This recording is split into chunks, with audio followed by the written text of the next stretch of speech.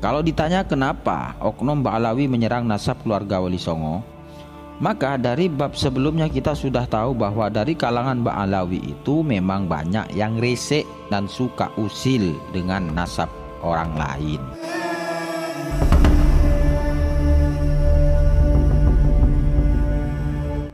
Assalamualaikum warahmatullahi wabarakatuh. Alhamdulillah, wassalatu wassalamu ala rasulillah wa ala alihi wa sahbihi wa mawalah. La hawla wa la quwata illa billah. Amma ba'd. Sahabat, pemirsa dan juga teman-teman sebangsa dan setanah air yang dirahmati Allah, kali ini kita akan lanjutkan cerita ataupun catatan Kiai Ali Badri melalui tulisan Tubagus Muhammad Nur Fadil Satya. Ini mungkin bagian terakhir ya, dan kita akan kembali bikin video-video counter dan juga reaction isu-isu terkini. Dan kita sudah masuk bagian ketiga dengan judul Kisruhan Oknum Habaib dan Oknum Keluarga Wali Songo, bagian ketiga. Dalam bagian kedua di atas kita bisa lihat bahwa banyak oknum Ba'alawi yang resik dan suka mengusik keluarga Wali Songo. Sementara Robito Alawiyah dan Naqabah Ashraf melakukan pembiaran. Bahkan Robito Alawiyah seperti menyembunyikan hasil pertemuan dengan Kiai Haji Ali Badri.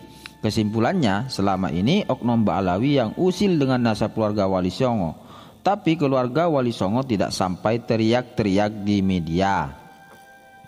Walaupun sakit hatinya sama seperti Alawi ketika didustakan nasabnya.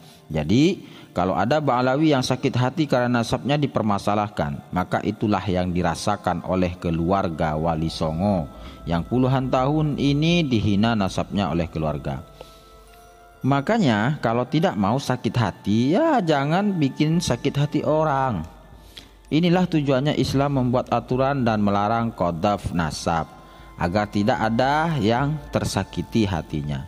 Dalam bagian ketiga ini kita membicarakan polemik terakhir, yaitu saling serang mendustakan nasab antar oknum Ba'alawi dan oknum keturunan Wali Songo.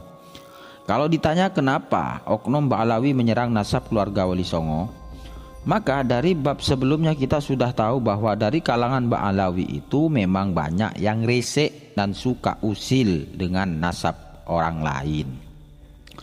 Kalau ditanya kenapa oknum keluarga Wali Songo menyerang nasab Ba'alawi, maka sebagian pembaca mungkin ada yang menerka karena balas dendam.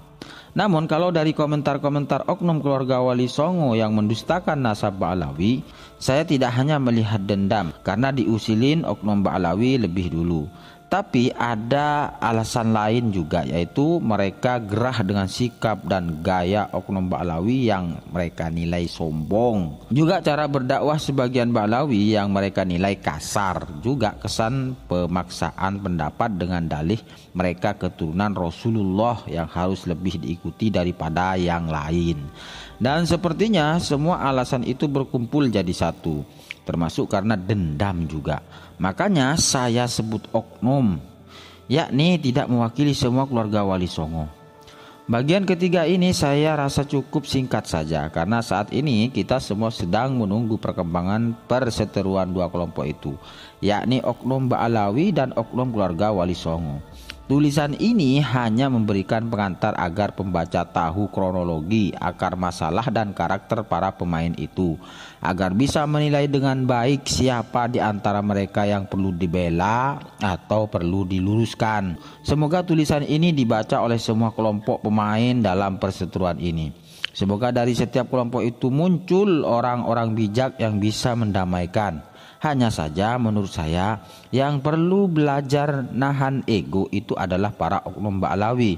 Kalau mereka terus keras kepala seperti leluhur mereka pada zaman penjajah, maka masalah ini tidak akan pernah selesai sebagaimana masalah mereka dengan Al-Irsyad.